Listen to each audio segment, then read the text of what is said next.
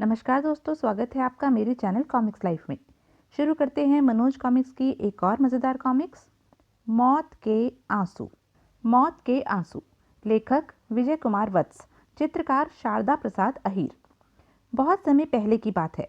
कंचनपुर राज्य पर राजा जगाधर राज करता था। उसके कोई संतान नहीं थी, अतः वह और उसकी महारानी जयमाला बहुत दुखी रहते थे। राजा जगाधर बहुत संगीत प्रेमी था। वह वीणा बहुत अच्छी बजाता था।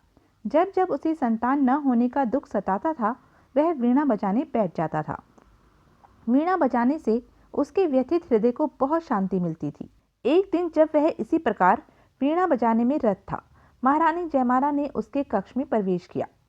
आज फिर महाराज सुध बुध खोए पूरी तन्मयता के साथ वीणा बजा रहे हैं। इसका मतलब है संतान न होने के दुख से आज पुनः उनका हृदय बहुत दुखी है। यह सोच महारानी जयमाला बहुत दुखी हो उठी और वहीं खड़ी होकर वीणा सुनने लगी। राजा जगाधर न जाने कब तक वीणा बजाते रहे। बहुत देर बाद जब उन्होंने वीणा बजानी बंद की और आंखें खोली, अरे महारानी, तुम यहाँ कब से खड़ी हुई हो? महाराज, मैं बहुत देर से खड़ी आपकी वीणा का संगीत सुन रही थी। महारानी, कैसा लगा तुम्हें हमारा वीणा का संगीत? महाराज, जिसके जीवन का संगीत ही बेसुरा हो चला हो, वह भला आपकी वीणा के संगीत का मूल्यांकन कैसे कर सकती है? तुम्हारे कहने का क्या तात्पर्य है महारानी?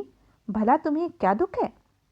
महाराज, मुझे वही दुख है जिस दुख से पीड़ित हो कुछ देर पहले आप वीणा बजाने में खोए हुए थे। ओह, तो यह बात है। जगाधर जयमाला की बात का मर्म समझ उदास हो उठा। महाराज, हमें सब सुख उपलब्ध है, फिर भी संतान के बिना सारे सुख अधूरे लगते हैं। महारानी, हम भी इस बात को महसूस करते हैं, पर कर भी क्या सकते हैं? राजन, आपके बाद इस राज्य को कौन भोगेगा? प्रिय, इसकी चिंता क्यों करती हो? मेरे बाद मेरा छोटा भाई विद्याधर कंचनपुर पर राज करेगा। राजन, कुछ भी हो, अपनी संतान के बाद कुछ और ही होती है। सो तो है महारानी। राजन, मैंने सुना है हमारे राज्य की उत्तरी सीमा पर इन दिनों तापस नाम के कोई ऋषि तपस्या में रत हैं। वे बहुत पहुंचे हुए सिद्ध योगी हैं। आप उनके पास जाकर उनसे संतान प्राप्ति का वरदान क्यों नहीं लेते? महारानी, यदि तुम कहती हो तो मैं तापस ऋषि के पास अवश्य जाऊंगा। और जगाधर उसी दिन तापस ऋषि से मिलने अपने राज्य की उत्तरी सीमा की ओर चल दिया। ओह, तापस ऋषि के शरीर से कैसा तेज फूट रहा है। निश्चय ही तापस ऋषि उत्तम कोटि के सिद्ध योगी होंगे। मुझे इनके पास बैठकर इनका ध्यान टूटने की प्रतीक्षा करनी चाहिए। यह सोच उसने साथ आए सैनिकों से कहा, तुम सब राजमहल वापस लौट जाओ। हम यहीं बैठकर तापस ऋषि की तपस्या पूरी होने की प्रतीक्षा करेंगे। जो आज्ञा महाराज। जगाधर का आदेश पा सैनिक तुरंत ही वहां से राजमहल की ओर लौट पड़े। लगता है महाराज जगाधर की मति फिर गई है। भला ध्यान में डूबे तपस्वी के पास बैठकर उसकी तपस्या पूरी होने की प्रतीक्षा करने की क्या तुक है? तुम ठीक कह रहे हो। मुझे भी महाराज की यह बात समझ में नहीं आई। इधर पूरा दिन बीत गया, पर तापस ऋषि का ध्यान नहीं टूटा। जगाधर उनके चरणों में ही बैठा रहा। संध्या के समय सेवक राजमहल से उनके लिए भोजन लेकर आए। महाराज, भोजन कर लीजिए। सेवक, भोजन को वापस ले जाओ। अब हम तापस ऋषि का आशीर्वाद पाकर ही अन्न जल ग्रहण करेंगे। सेवक भोजन के साथ वापस राजमहल लौट गए। एक दिन बीता, 2 दिन बीते, पर तापस ऋषि की तपस्या पूरी नहीं हुई। उनके चरणों में बैठे जगाधर ने खाना पीना सोना सब कुछ त्याग दिया। तीसरे दिन महारानी जयमाला उसके पास आई। महाराज, यह क्या बचपना है? आप तो राजपाट छोड़कर यहीं तापस ऋषि के चरणों में धुनी रमाकर बैठ गए हैं। महारानी, मुझे मेरे मार्ग से न हटाओ। जाओ, वापस महल में लौट जाओ।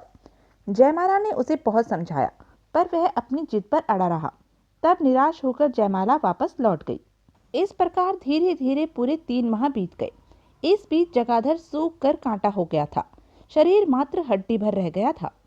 तभी एक दिन तपस्या पूर्ण होने पर तापस ऋषि ने नेत्र खोले। अरे, यह मृत प्राय सा हमारे चरणों में कौन पड़ा है? उन्होंने चरणों में पड़े जगाधर से कहा, उठो वत्स, कौन हो तुम? मृत प्राय पड़े जगाधर के शरीर में जैसे एकाएक जान सी आ गई। उसने झटके से सिर ऊपर उठाया। तत्पश्चात, ऋषिवर, मैं इस देश का राजा जगाधर हूँ। ओह, तो यह कंचनपुर राज्य का राजा है, लेकिन इसके शरीर से तो दुर्गंध आ रही है। यह सोच उन्होंने जगाधर से पूछा, राजन, क्या तुमने स्नान नहीं किया? नहीं ऋषिवर, आपकी शरण में आने से पूर्व मैंने क्या क्या नहीं किया। इत्रों की बौछार की और गुलाब जल से नहाया, लेकिन आपकी शरण में आ अब मैं सब सुख छोड़ चुका हूँ। सुनकर तापस ऋषि हंसे। राजन, मैंने सुना है तुम वीणा बजाने में बहुत निपुण हो। जरा बताओ तो, क्या वीणा के तार ढीले करने से स्वर लहरी फूटती है? नहीं ऋषिवर, तार ढीले होंगे तो संगीत कैसे पैदा होगा? तब तो तारों को बहुत कसना पड़ता होगा राजन। नहीं नहीं, अधिक कसने से भी संगीत पैदा नहीं हो सकता, तब तो तार ही टूट जाएंगे। अच्छा, तब यह बताओ कि वीणा से तुम मधुर संगीत कैसे निकालते हो राजन? जगाधर तापस ऋषि के प्रश्न बहुत ध्यान से सुन रहा था। उसने कहा, वीणा से मधुर संगीत निकालने के लिए वीणा के तार न ढीले रखने चाहिए और न अधिक कसे हुए ही रखने चाहिए।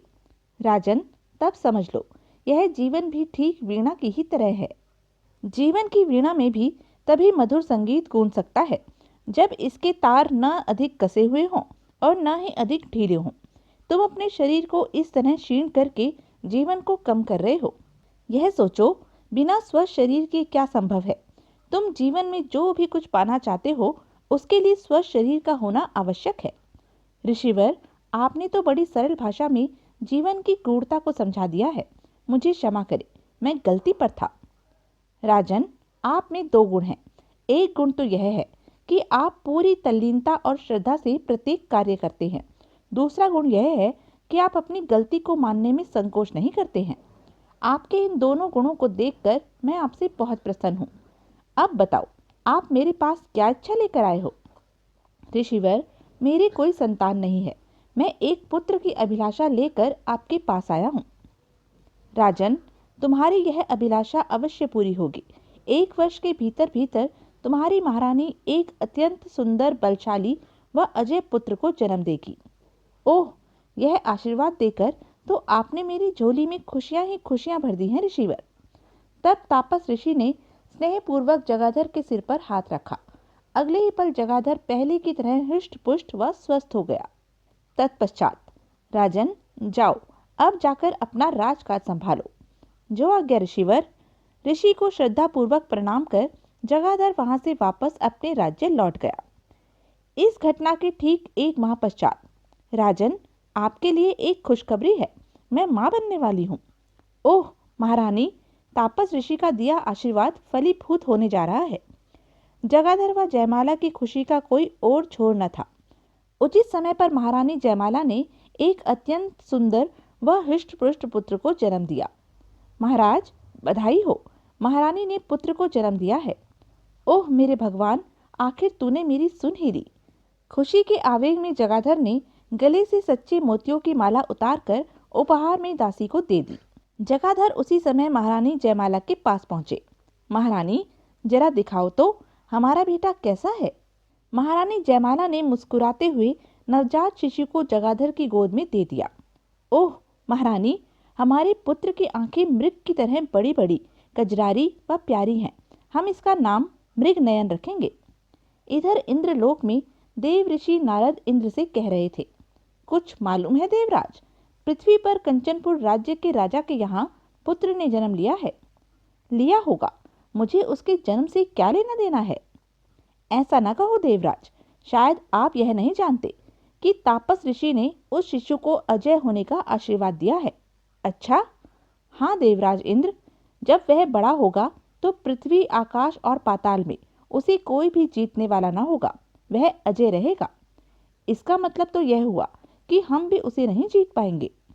हाँ देवराज, आपने ठीक समझा है। मैं आपको इसी बात को बताने आया हूँ। अब अपनी सुरक्षा का जिम्मा आप पर है। नारद की बात सुन इंद्र सोच में पड़ गए। उन्हें इस प्रकार सोच में पड़े देख नारायण नारायण, देवराज, आपको आने वाले खतरे से सचेत करना मेरा फर्ज था। वह मैं पूरा कर चला। अब मुझे आज्ञा दीजिए। इंद्र को प्रणाम कर नारद जी ने वहां से प्रस्थान किया। नारद जी तो चले गए, पर इंद्र को दुविधा में डाल गए। मुझे ऐसा कौन सा उपाय करना चाहिए जिससे राजा जगाधर का पुत्र बड़ा होकर मुझे हरा ना सके? बहुत सोचने विचारने पर भी उन्हें उपाय समझ में नहीं आया। सहसा उनके मस्तिष्क में एक विचार कौन था, क्यों न अपने बल से मैं जगाधर के पुत्र की आंखों की ज्योति छीन लूं अंधा हो जाने पर वह मुझे परास्त नहीं कर पाएगा। इंद्र उसी समय पृथ्वी लोक पर कंचनपुर में पहुंचे। तो यही है वह शिशु जो अजय है। इंद्र ने अपना दायां हाथ शिशु की ओर कर दिया। अगले ही पल तीव्र विद्युत तरंगों से नवजात शिशु की आंखों की दोनों पुतलियां जल गई।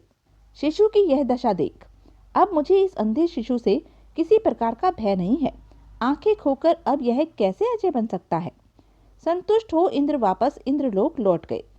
इधर प्रातः होने पर जब महारानी जयमाला ने बगल में लेटे अपने पुत्र की ओर देखा, नहीं, वह मूर्छित होकर शैया पर गिर पड़ी। जब उसे होश आया, महारानी कैसी हो? तुम बहुत देर तक मूर्छित रही हो। महाराज, महाराज, वो मृगनयन, उसकी आंखें। दुख की अधिकता के कारण जयमाला का गला रुंध गया। उससे बोला न गया। उसकी यह दशा देखकर जगाधर ने उससे कहा, महारानी, हमें सब मालूम हो गया है। युवराज की दोनों आंखों की पुतलियां जल गई हैं। महाराज, यह क्या हो गया? हमारा इकलौता बेटा अंधा कैसे हो गया? महारानी, शायद हमारे पूर्व जन्म के पाप इस जन्म में उदय हुए हैं। उसी के फलस्वरूप भगवान ने मृगनयन की आंखों की रोशनी छीन ली है। ओह मृगनयन, मेरे बेटे, तू अंधा होकर कैसे अपना जीवन बिताएगा? इतना कह जयमाला फूट फूट कर रोने लगी। यह समाचार सुन जगाधर के छोटे भाई विद्याधर को बहुत खुशी हुई। वह अपनी पत्नी श्रीलता से बोला, चलो अच्छा हुआ, मृगनयन अंधा हो गया। अब मेरा पुत्र विरोचन ही कंचनपुर का राजा बनेगा। आप ठीक कह रहे हैं स्वामी। भला अंधा मृगनयन बड़ा होकर राजकाज कैसे संभालेगा? उधर जयमाला पूरी लगन से अपने मृगनयन का लालन पालन करने लगी थी। इधर जगाधर मृगनयन के अंधा हो जाने से बहुत दुखी रहने लगा था। भगवान, तूने यह क्या किया? पुत्र दिया भी तो उसे अंधा कर दिया। मैंने कितने प्यार से उसका नाम मृगनयन रखा था। निष्ठुर, कम से कम उस नाम की तो लाज रखता। धीरे धीरे दिन गुजरने लगे। मृगनयन अब बड़ा हो चला था। जयमाला उसका पूरा ख्याल रखती थी, पर जब कभी मृगनयन स्वयं इधर उधर जाने की कोशिश करता, ठाक, ओह मेरे बेटे, जरा बच के, आह। इसी प्रकार 5 वर्ष और बीत गए। जगाधर पुत्र के अंधा हो जाने के गम को दिल से लगा बैठा था। इसी गम में वह घुल घुल कर रोग शैया पर पड़ गया था। इसी गम में घुलते घुलते एक दिन वह सोया का सोया रह गया था। पिताजी महाराज, महाराज, मुझ अभागिन को क्यों अकेला छोड़ गए? इधर विद्याधर श्रीलता से कह रहा था, श्रीलता, घी के दिए जलाओ, आज तो खुशी का दिन है। स्वामी, सचमुच आज खुशी का दिन है। जगाधर रूपी एक दीवार तो हमारे रास्ते से स्वयं हट गई। अब मृगनयन रूपी दीवार को गिराना बाकी है। बड़े ही दुखद वातावरण में राजा जगाधर का अंतिम संस्कार किया गया। तत्पश्चात अंधे मृगनयन को कंचनपुर की राजगद्दी पर बिठाया गया। कंचनपुर के निवासियों, मैं राजगुरु ज्योतिनंद घोषणा करता हूँ कि आज से युवराज मृगनयन कंचनपुर के राजा हैं। इनके व्यस्क होने तक महारानी जयमाला इनका मार्गदर्शन करेगी। लोगों ने हर्ष ध्वनि के साथ राजगुरु की इस घोषणा का अनुमोदन किया। दरबार में ही बैठी श्रीलता यह देख विद्याधर से बोली, स्वामी, मृगनयन को राज सिंहासन पर बैठा देख मेरे दिल पर सांप सा लौट रहा है। इस सिंहासन पर तो मेरे पुत्र विरोचन को बैठा होना चाहिए था। श्रीलता, धीरज रखो, इतना उतावलापन ठीक नहीं है। ठंडा करके खाने में ही भलाई है। तुम्हारा यह सपना शीघ्र ही साकार होगा। मैं शीघ्र ही शतरंज की गोटियां फेंकने वाला हूँ, जिसमें फंसकर मृगनयन पानी भी नहीं मांग सकेगा। तब तुम्हारा बेटा ही राज सिंहासन को सुशोभित करेगा। उधर दूसरी ओर जयमाला खड़ी होकर दरबार में कह रही थी, कंचनपुर के निवासियों, स्वर्गीय महाराज मेरे और मृगनयन के कंधों के ऊपर कंचनपुर की देखरेख का दायित्व डाल गए हैं। मैं आपको वचन देती हूँ कि मैं और मृगनयन आजीवन कंचनपुर के हित के लिए कार्य करते रहेंगे। जयमाला की इस घोषणा के प्रत्युत्तर में दरबारियों ने हर्षनाद किया। अब मृगनयन जयमाला के निर्देशन में कंचनपुर का राजकाज चलाने लगा। माँ, मौसम विशेषज्ञ कहते हैं कि इस बार अकाल पड़ने की संभावना है। अकाल से बचने के लिए क्या क्या किया जाए? बेटा, अकाल पड़ने से पहले ही राज्य में बावड़िया, नहरें, जलाशय इत्यादि खुदवा दो। वर्षा ऋतु आने पर वे सब पानी से भर जाएंगी। तब हम बड़ी आसानी से अकाल का सामना कर सकते हैं। इसी प्रकार दिन गुजर रहे थे। एक दिन जब मृगनयन तैयार होकर दरबार की ओर जा रहा था तो उसे ठोकर लगी। आह बेटा! पीछे पीछे चल रहा विरोचन दौड़कर उसके पास आया। हा हा हा हा। उसे इस प्रकार हंसते देखकर जयमाला ने उसे डांटा। विरोचन, मृगनयन गिर गया है और तुम इस प्रकार हंस रहे हो, क्या तुम में जरा सी भी शिष्टता नहीं है?